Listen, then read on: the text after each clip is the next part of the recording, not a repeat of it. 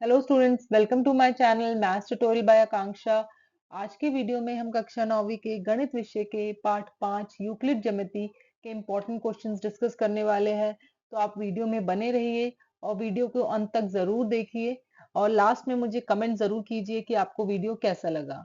तो अपने वीडियो में आगे बढ़ते हैं। चलिए, आगे बढ़ने से पहले बच्चों मैं बताना चाहती हूँ, ये मेरा चैनल है मैथ्स ट्यूटोरियल बाय आकांक्षा। जो चैनल में नए हैं या जो फर्स्ट टाइम वीडियो देख रहे हैं, वो चैनल को लाइक कीजिए, सब्सक्राइब कीजिए और अपने दोस्तों के साथ शेयर कीजिए। आपको चैनल कैसा लग रहा है, आपको वीडियोस पसंद आ रहे हैं या नहीं, ये कमेंट सेक्शन पे जरूर बताइए। तो अपने वीडियो में आगे बढ़ते हैं और क्वेश्चंस करते हैं। क्वेश्चन नंबर 1 हमारा है बच्चों, आकृति में AD बराबर CB है, तो सिद्ध कीजिए कि AC बराबर BD। ठीक है, तो हमें क्या दिया हुआ है बेटा क्वेश्चन में? अगर आप देखेंगे ध्यान से, सबसे पहले आपको एक नंबर लाइन दिख रही होगी, एक लाइन दिख रही है जिसमें पॉइंट्स है आपके। ठीक है ना, ये A है, ये C है, ये D, ये B। और क्वेश्चन में हमें गिवन है कि जो AD है वो किसके बराबर है? CB के बराबर। मतलब ये यहाँ से AD इस CB के बराबर है। ठीक है ना, अगर मैं मार्क कर दूं तो यहाँ से ये A से लेके D और इसे मार्क कर दूं C से लेके B, ये दोनों आपस में क्या है? बराबर, जो हमें गिवन है, क्वेश्चन में दिया हुआ है। तो सॉल्व हम करते हैं, इसे सॉल्यूशन लिखते हैं इसका। सबसे पहले हम लिखेंगे जो हमें दिया हुआ है।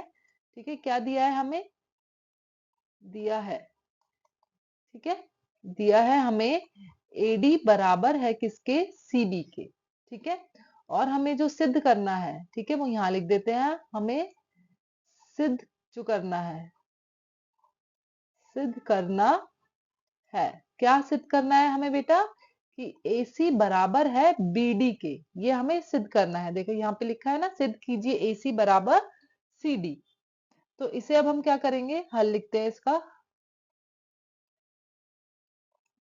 हल, तो सबसे पहले ये देखिए, यहां से लेके ये AD और ये BC दोनों आपस में बराबर है। और मुझे क्या सिद्ध करना है बेटा? देखिए क्वेश्चन है मेरा ये वाला पोर्शन, कि इसे मार्क कर लेते हैं हाइलाइटर से, येलो से कर लेते हैं ये वाला पोर्शन।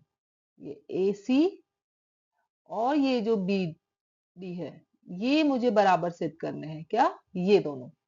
ठीक है, यहाँ से यहाँ तक ये मुझे बराबर सिद्ध करने हैं। तो अब हम इसके लिए क्या कर सकते हैं? इसके लिए बेटा हम क्या करेंगे, ये जो AD था और जो ये मेरा BD था, इन दोनों में अगर आप देखेंगे तो ये CD कॉमन है ना, बीच में दोनों में आ रहा है। A से D तक के बीच में भी CD आ रहा है और BC के बीच में भी CD आ रहा है। तो अगर मैं इस पूरे AD में से इस CD को हटा दूं, है ना, तो मेरे पास क्या रह जाएगा? सिर्फ AC। सिमिलरली अगर इस पूरे BC में से इस CD को हटा दूं, तो मेरे पास क्या रह जाएगा? केवल BD। और दोनों आपस में क्या हो जाएंगे? बराबर, क्योंकि हमें हल में दिया हुआ है, हल में नहीं, हमें दिया हुआ है क्या? AD बराबर है CB के। ये हमें क्या था? दिया था पहले से, ये क्वेश्चन में दिया हुआ है ना। अब अगर मैं उसमें से CD दोनों साइड से क्या कर दूं? घटा दूं, है ना, तो हम क्या लिखेंगे? CD दोनों तरफ से घटाए, दोनों तरफ से घटाए। तो अगर आप CD को दोनों तरफ से घटाएंगे तो हमारा क्या हो जाएगा? AD माइनस CD, तब भी वो क्या रहेगा हमारा? बराबर रहेगा किसके? CB minus CD। तो यहाँ पर जो हमने यूक्लिड का अभिग्रहित यूज किया है ना बेटा, वो कौन सा वाला है? अभिग्रहित 3। आपने पढ़ा होगा अभिग्रहित 3 क्या होता है, कि अगर कोई चीज पहले से समान है, ये दोनों समान थे ना, उसमें से जो चीज मैंने घटाई है वो भी क्या है? समान है ना। देखिए CD इधर घटाया तो CD इधर घटाया है। तो जब मैंने समान चीजें समान चीज में से घटाई है, तो मेरा आंसर भी क्या रहेगा? अभी भी समान। तो हमने कौन सा अभिग्रहित यूज किया है वो हम यहाँ पर लिख देंगे। कौन सा अभिग्रहित यूज किया है? अभिग्रहित थर्ड। कौन सा वाला यूज किया है? तीसरा वाला, जिसमें क्या कहा जाता है? अगर बराबरों को बराबर से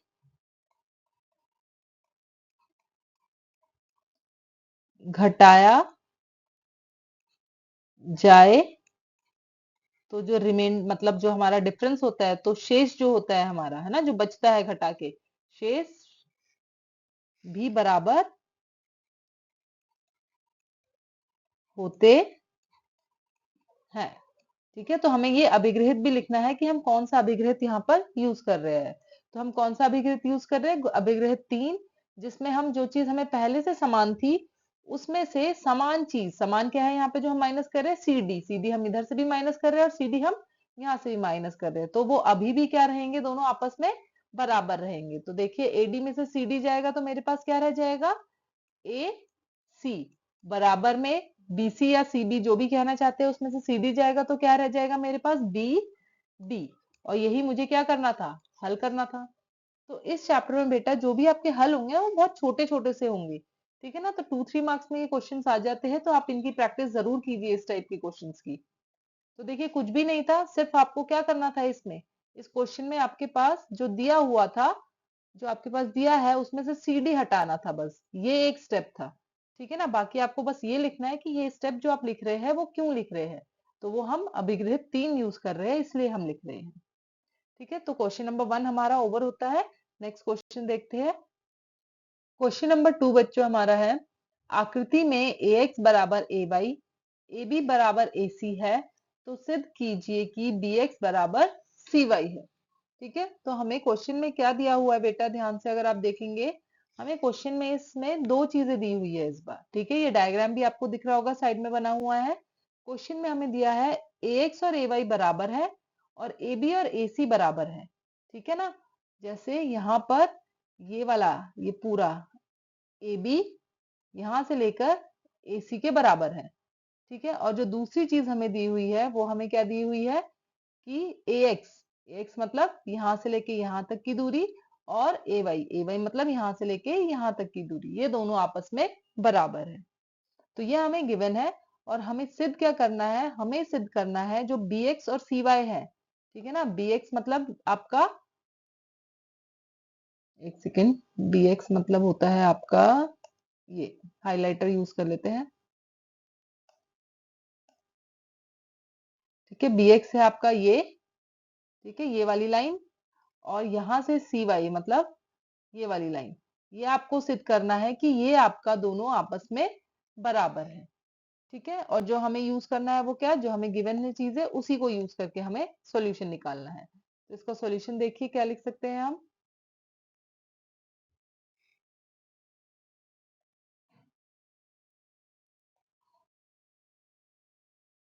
सॉल्यूशन,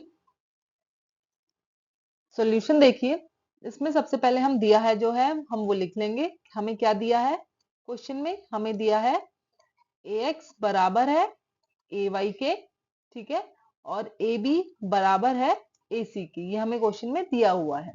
और हमें क्या सिद्ध करना है? सिद्ध कीजिए,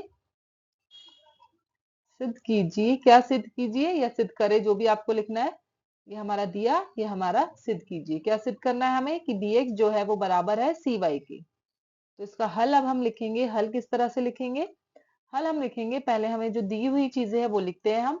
हमें दिया था कि ए बी बराबर है ए सी के, इसको मैंने लिख लिया अपना पहला, ये हमें दिया हुआ है ना, क्वेश्चन में हमें ये दिया हुआ है। ज्योमेट्री में आप जब भी कोई चीज लिखेंगे तो आपको रीजन भी देना जरूरी है कि आप वो क्यों लिख रहे हैं। तो ये हमने क्यों लिखा है? क्योंकि ये क्वेश्चन में दिया था कि ए बी और ए सी आपस में क्या है? बराबर है।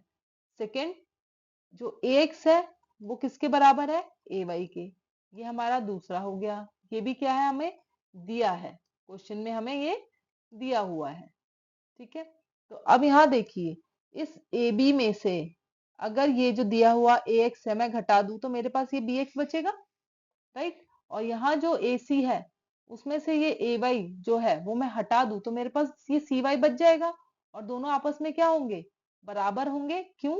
क्योंकि हम जो चीजें बराबर है पहले से, है ना, जो यहाँ दिया हुआ है ये दोनों चीज बराबर है ना, उसमें से अगर हम इसे घटाएंगे ये भी आपस में क्या है? बराबर।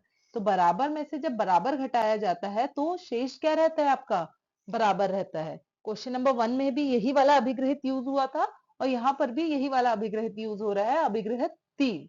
ठीक है, कौन सा अभिग्रहित यूज कर रहे हैं हम? अभिग्रहित 3। तो लिखेंगे पहले में से पहले में से क्या करना है, घटाए दूसरे को। ठीक है, चाहे आप शब्दों में लिख लीजिए चाहे ऐसे लिख दीजिए, 1 माइनस 2।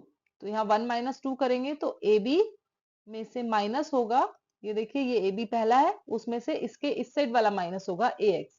तो A B minus A X बराबर में लेफ्ट साइड में क्या है, फर्स्ट में ए सी, उसमें से माइनस करेंगे क्या हम, ए वाई। तो ए सी माइनस ए वाई। और यहाँ रीजन लिखेंगे हमने, क्यों लिख लिया है ये अभी भी बराबर, क्योंकि हम यूज कर रहे हैं बेटा क्या, अभिग्रहित 3, है ना। कौन सा यूज कर रहे हैं, अभिग्रहित 3 द्वारा हम ये लिख रहे हैं कि बराबर में से, बराबरों में से बराबर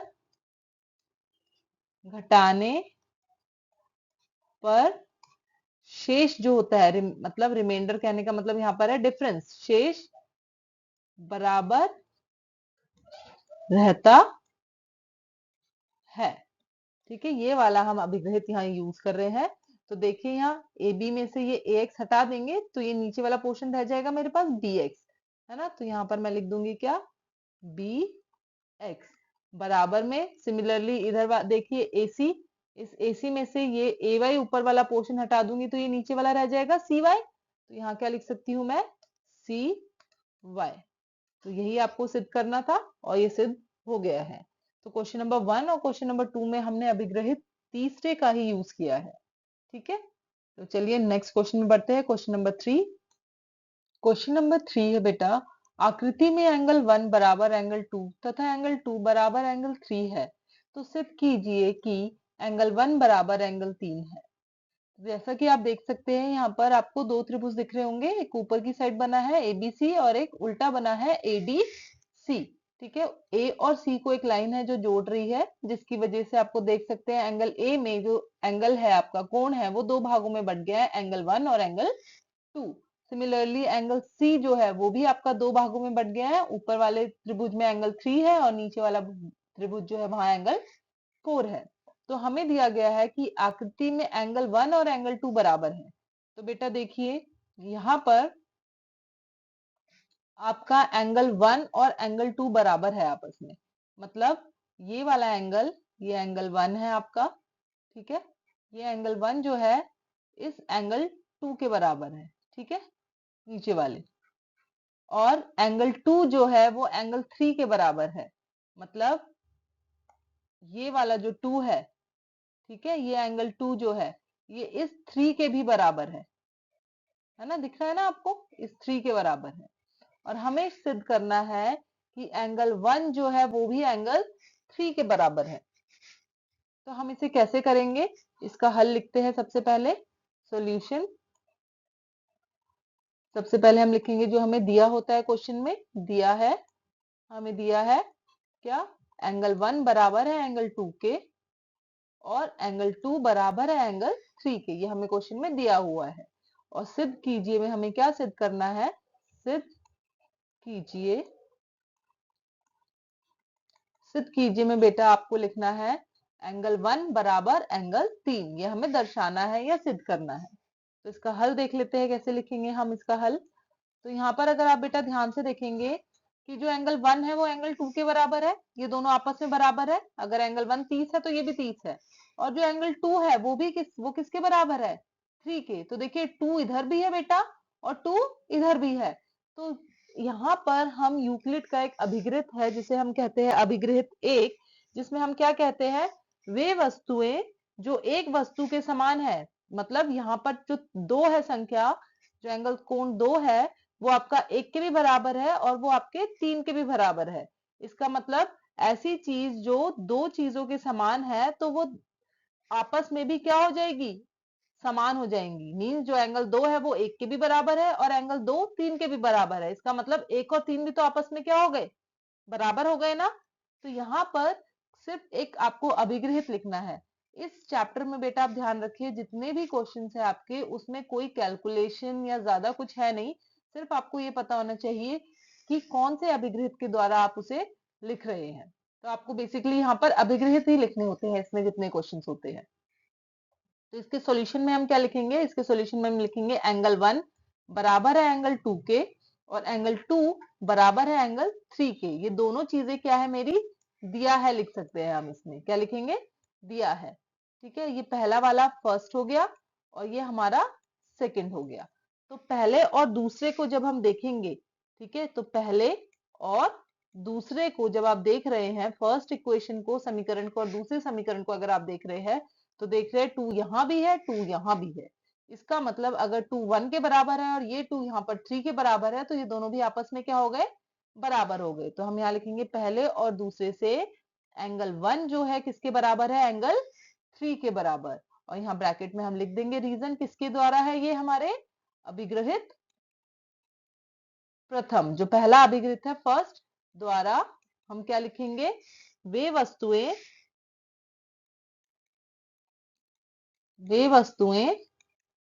जो एक ही वस्तु के समान हो, के समान हो, एक दूसरे के समान होती है, एक दूसरे के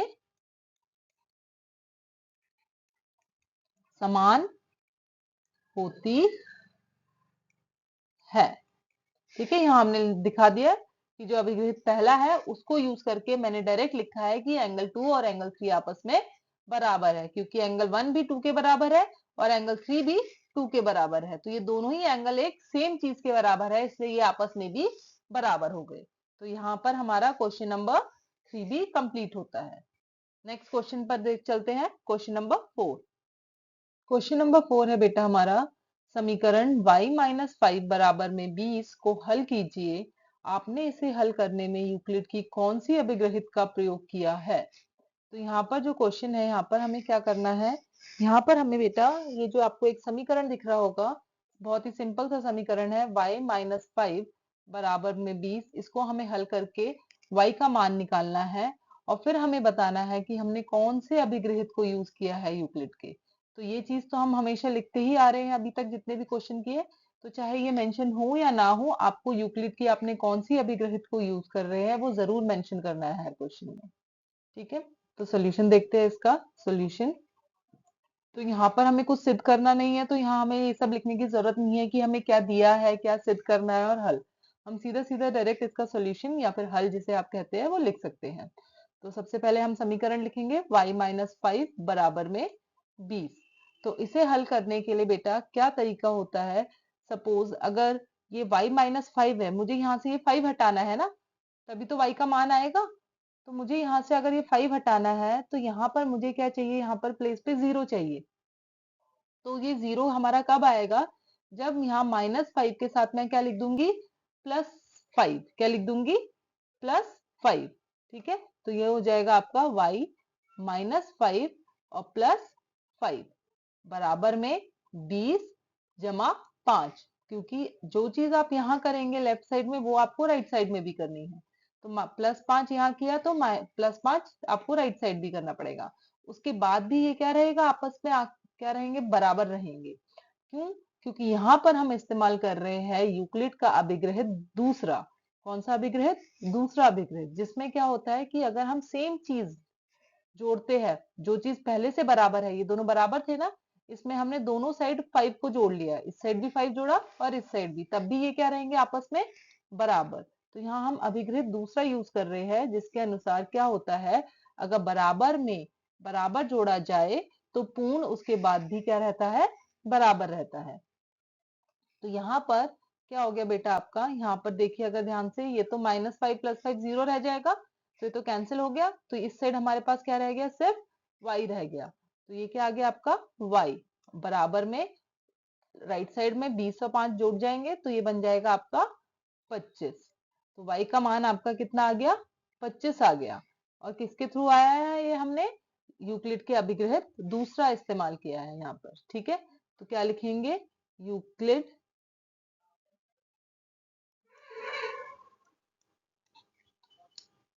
के अभिग्रहित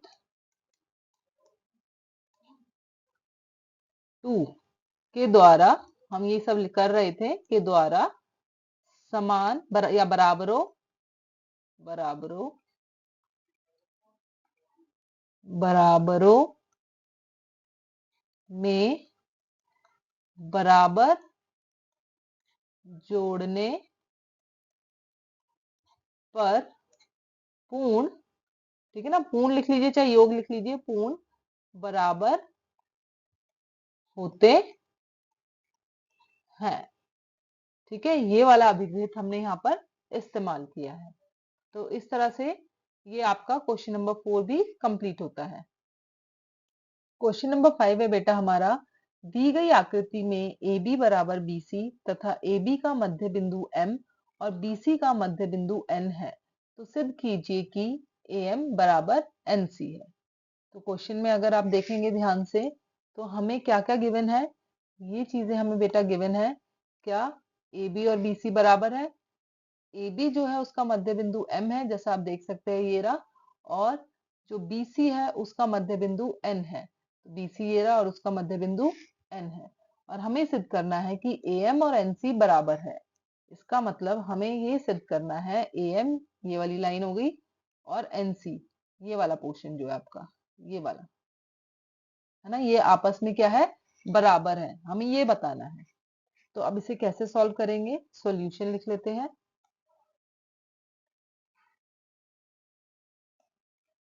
सॉल्यूशन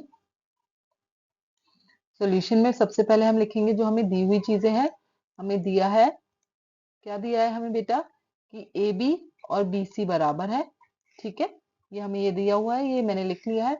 इसके अलावा हमें दिया है कि AB का मध्य बिंदु M है और BC का मध्य बिंदु N है। तो अगर ये M इसका मध्य बिंदु है बेटा AB का, तो A से लेके M और M से लेके B तक क्या हो गए, आपस में बराबर हो गए। सिमिलरली अगर ये जो N है बेटा आपको दिख रहा है, ये BC का मध्य बिंदु है, इसका मतलब B से लेके N और N से लेके C तक की दूरी क्या है, बराबर है। मतलब B से लेके N और N से लेके C। तो मैं यहाँ लिख सकती हूँ डायरेक्ट कि जो AM है वो बराबर है किसके, MB के, और जो आपका BN है वो बराबर है किसके, NC के। ठीक है, यहाँ पर हम रीजन लिख देंगे, क्यों लिखा है, रीजन है M मध्य बिंदु है, M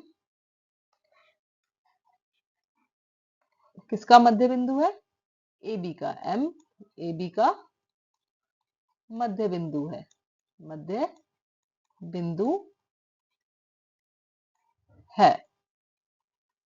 ठीक है, और यहां पर है को ठीक कर देते जरा, है, और इस वाले के लिए रीजन क्या लिखा जाएगा कि N BC का मध्य बिंदु है, इसीलिए मैंने उन्हें मध्य बिंदु ना लिख के पूरा उसको फॉर्म में लिख दिया है कि वो किसके बराबर होंगे आपस में। ठीक है, अब हमें लिखना है सिद्ध कीजिए, क्या लिखना है, सिद्ध कीजिए,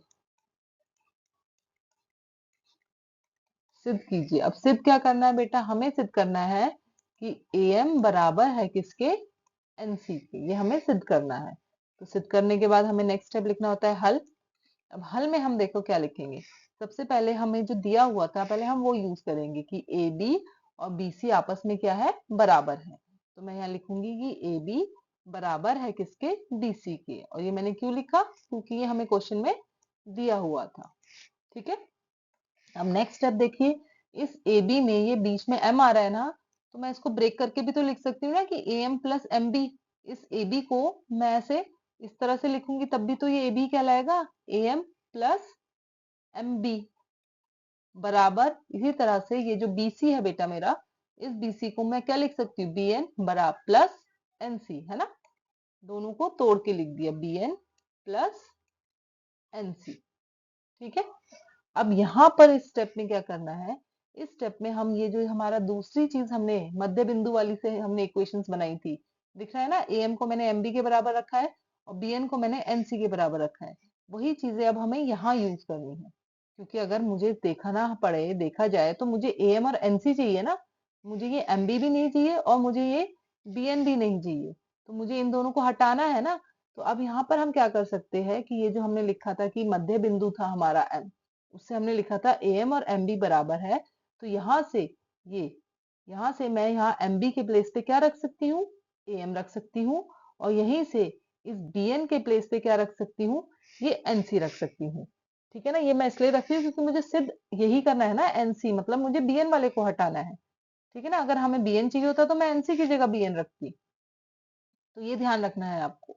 तो यहाँ पर हम क्या करेंगे, इनको हम नंबर डाल देते हैं कि ये फर्स्ट लिख लेते हैं और ये हमारी सेकंड है ना, ये भी दिया हुआ है वैसे तो मैं यहाँ पर क्या लिखूंगी, एम प्लस एमबी के प्लेस पे मैं वापस से क्या लिख दूंगी, एम बराबर में बीएन के प्लेस में मैं लिख दूंगी एनसी प्लस एनसी।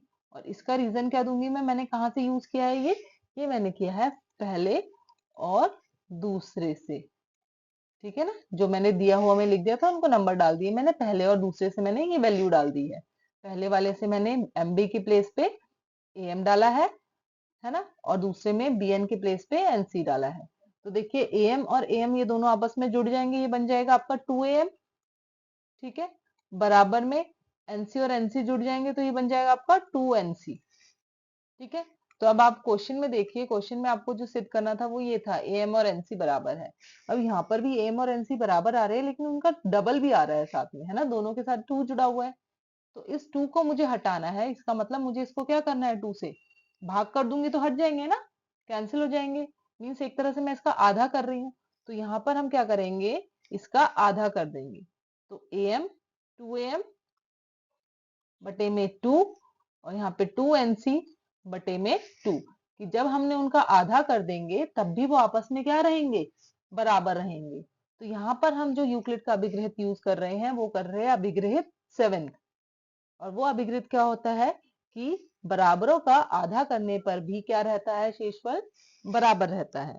ठीक है, तो यहाँ पर हम इसे कट कर देते हैं, ये और ये कैंसिल हो गए, ये और ये कैंसिल हो गए। अब हमारा आ गया एम और एनसी बराबर, है ना, ये हमें सॉल्व करना था। अब यहाँ पर लिखते हैं किसके द्वारा निकाला है ये मैंने, अभिग्रहित 7 द्वारा। और उसको आप लिख भी दीजिए क्या है, एक ही वस्तु के, ये दोनों एक ही है ना, समान वस्तु, एक ही वस्तुओं के एक ही बराबर, बराबर थी ना वो, वस्तुओं के आधे आधे बेटा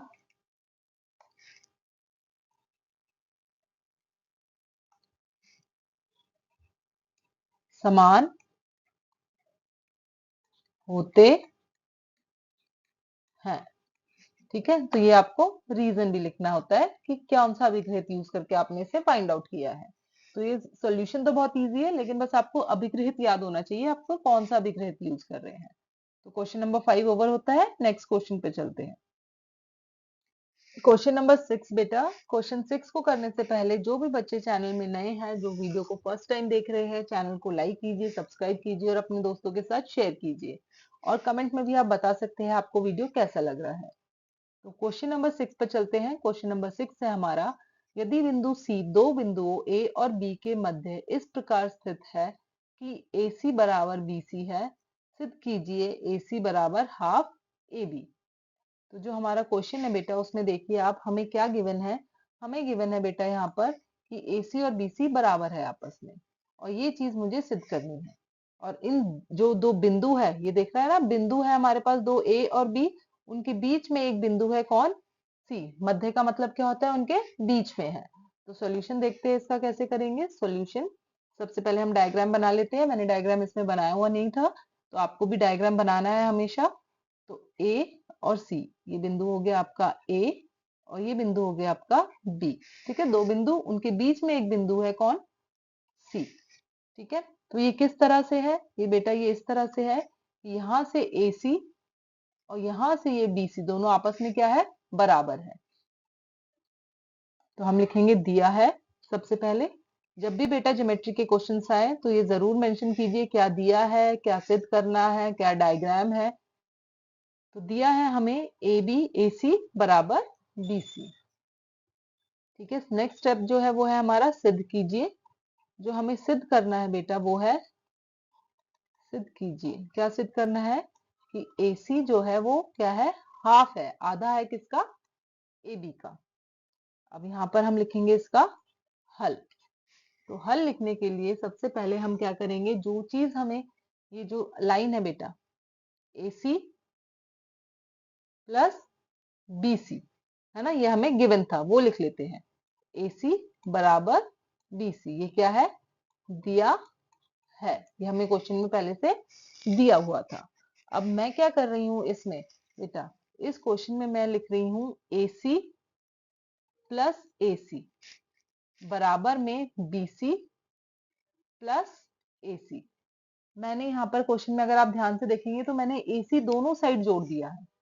क्या किया है मैंने, दोनों साइड ए सी जोड़ दिया है। तो अगर जो चीज बराबर है पहले से, उसमें आप बराबर चीज जोड़ें तब भी वो आपस में क्या रहती है, बराबर रहती है।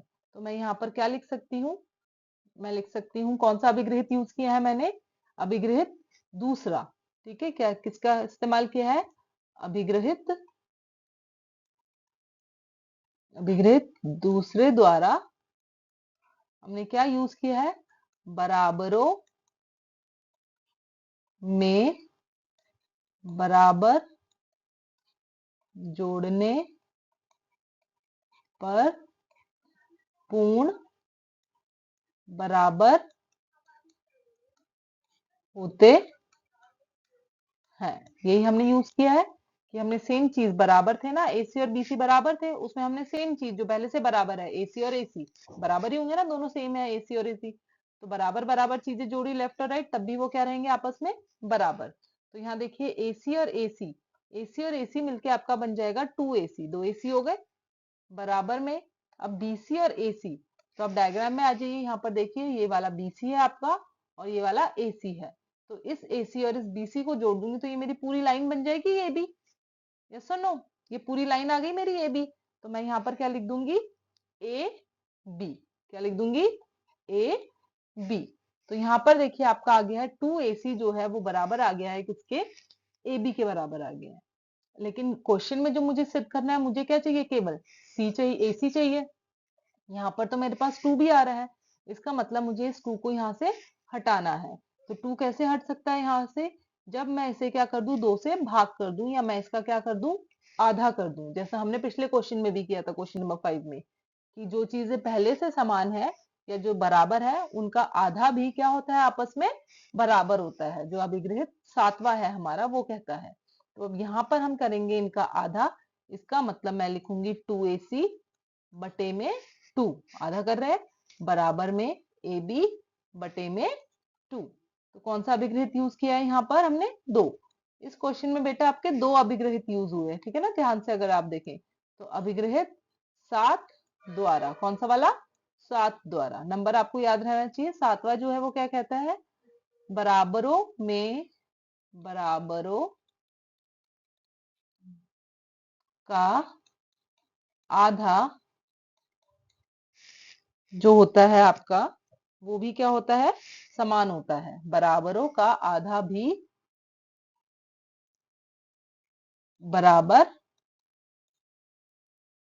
होता है। कि कोई चीज पहले से बराबर है, अगर आप उसका आधा करते हैं तो जो आपका आंसर आएगा आधा, वो भी बराबर होगा। तो यहाँ पर अगर आप देखेंगे 2 से 2 कैंसिल हो जाएंगे, तो हमारे पास क्या रह जाएगा, AC बटे में ये 2 यहाँ पर रह जाएगा, तो उसको आप चाहे AB बटा 2 जैसे अभी लिखा हुआ है वैसे लिखिए, चाहे आप इस तरह से लिखिए जैसे आपके क्वेश्चन में दिया हुआ है, आधा गुणा में AB, इस तरह से दोनों ही आपस में क्या है, सेम है। तो इस तरह से ये क्वेश्चन नंबर 6 भी हमारा क्या हो गया है, ओवर हो गया है। तो इस क्वेश्चन में बेटा 2 अभिग्रहित आपके एक साथ यूज हुए हैं, अभिग्रहित 2 भी यूज हुआ है यहाँ पर, ठीक है, और अभिग्रहित 7 कि बराबरों का आधा भी बराबर होता है। नेक्स्ट क्वेश्चन पे चलते हैं। क्वेश्चन नंबर 7 है बेटा हमारा, दी गई आकृति में पी आर बराबर आर एस तथा आर क्यू बराबर आर टी है, दर्शाइए पी क्यू बराबर एस टी है तथा इसका समर्थन करते हुए यूक्लिड अभिग्रहित लिखिए। तो देखिए यहाँ पर आपको एक डायग्राम मैंने पहले से बना रखा है, उस डायग्राम में बेटा आपको क्या ध्यान देना है, उस डायग्राम में आपको देखना है कि हमें क्या दिया हुआ है। तो सबसे पहले आप देखिए पी आर बराबर आर एस दिया हुआ है आपको, तो पी आर ये है और आर एस आपका ये रहा, ये दोनों आपस में बराबर है। नेक्स्ट आपको दिया है आर क्यू बराबर आर टी, तो आर क्यू आपका ये है और आर टी आपका ये है, तो ये दोनों भी आपस में क्या है, बराबर है। और ये चीज हमें दर्शानी है कि पी क्यू और एस टी बराबर है। पी क्यू और एस टी का मतलब हो गया पी से लेके क्यू ये पूरा और एस से लेके टी ये पूरा, मतलब ये पूरी पूरी रेखाएं जो है आपस में बराबर है। और हमें यूक्लिड की अभिधारणा भी लिखनी है कि कौन सी अभिधारणा हम इसमें यूज कर रहे हैं या अभिग्रहित। ठीक है, तो मैंने आपको पहले भी समझाया है, मैं दोबारा कह रही हूँ कि क्वेश्चन में कहा जाए या ना कहा जाए, जो भी अभिधारणा अभिग्रहित या फिर पर में आप यूज करते हैं उसको मेंशन जरूर कीजिए अपने सॉल्यूशन में। तो सॉल्यूशन है इसका, सबसे पहले हम वही लिखेंगे जो हम लिखते आ रहे हैं। सबसे पहले दिया है, तो हमें क्या दिया हुआ है बेटा, हमें दिया हुआ है पी आर बराबर आर एस, फिर आर क्यू बराबर आर टी, ये दो चीजें हमें मेंशन है क्वेश्चन में पहले से ही।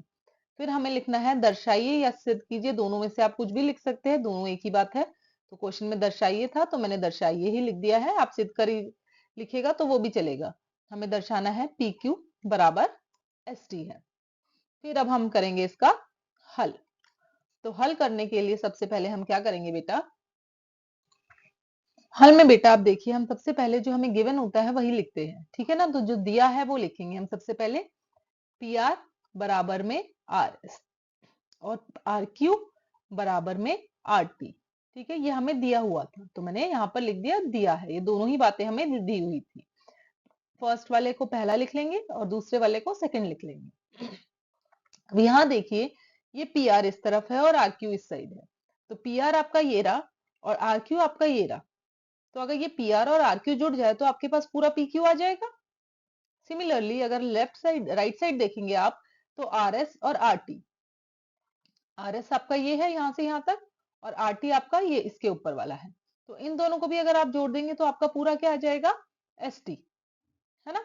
ये पूरा मिल जाएगा और ये दोनों आपस में पहले से बराबर है, तो अगर आप इन्हें आपस से जोड़ेंगे तब भी ये क्या रहेंगे, बराबर। तो यहाँ पर हमने यूक्लिड का जो दूसरा अभिग्रहित है वो इस्तेमाल किया है, जहां पर बराबर में बराबर जोड़ने पर जो हमारा पूर्ण है वो बराबर ही रहता है।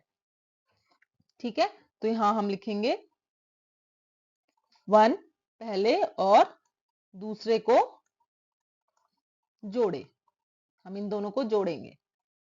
ठीक है, तो जब आप इन्हें जोड़ेंगे तो P R plus R Q जुड़ेगा लेफ्ट साइड वाला, बराबर में R S plus R T जुड़ेगा आपका राइट वाला। ये मैंने बेटा यहां से लिखे हैं, लेफ्ट वाले एक साथ प्लस किए हैं, राइट वाले एक साइड। तो पी आर और आर क्यू, पी आर और आर क्यू आपका पूरा क्या बन गया, पी क्यू। ठीक है, तो मैं क्या लिख दूंगी यहाँ पर लेफ्ट साइड में पी क्यू बन गया, बराबर में अब ये देखिए आर एस और आर टी, ये आर एस और आर टी जुड़ेगा तो पूरा एस टी या टी एस, जो भी आपको लिखना है वो लिख सकते हैं दोनों में से। तो मैंने यहाँ लिख दिया एस टी। तो यही हमें पूछा गया था क्वेश्चन में, देखिए पी क्यू बराबर एस टी। ठीक है, तो वो हमारा आ गया है, इसका मतलब हमारा हल हो गया है। तो अब हम यहाँ पे इसका अभिग्रहित भी लिख देते हैं। कौन सा अभिग्रहित यूज किया है हमने, अभिग्रहित अभिग्रहित सेकंड द्वारा, दूसरा वाला किया है हमने बराबरों में बराबर जोड़ने पर पूर्ण बराबर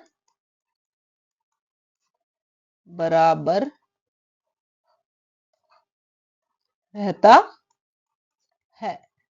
तो ये वाला अभिग्रहित हमने यहाँ पर इस्तेमाल किया है, वो भी हम यहाँ लिख देंगे। तो क्वेश्चन नंबर 7 हो गया है बेटा। इस चैप्टर में कोई भी क्वेश्चन बहुत लॉन्ग या आपको याद करना है ऐसा कुछ नहीं है, बस आपको अभिग्रहित या जो भी अभिधारणा आप यूज कर रहे हैं वो मेंशन करनी है और सॉल्यूशन तो बहुत 1-2 लाइन का ही है।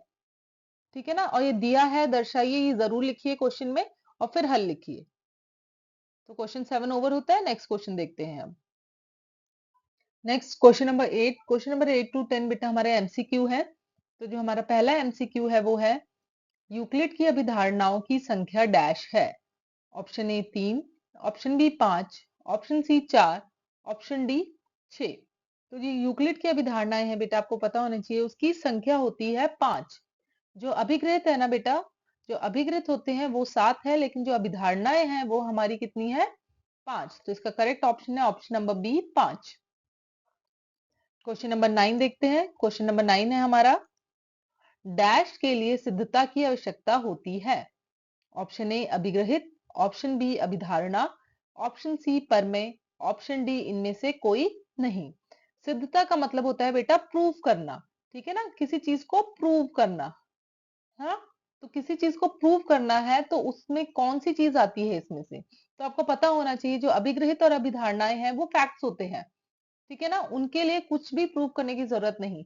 लेकिन जो हमारी परमेय होती है, जैसे आप 9th क्लास में पढ़ते हैं तो आप भी परमेय करते होंगे सॉल्व, है ना, उनको प्रूव करते होंगे। तो परमेय को हमें क्या करना पड़ता है? सिद्ध करना पड़ता है, प्रूव करना पड़ता है। तो इसका जो करेक्ट ऑप्शन है वो है हमारा ऑप्शन नंबर सी, परमेय।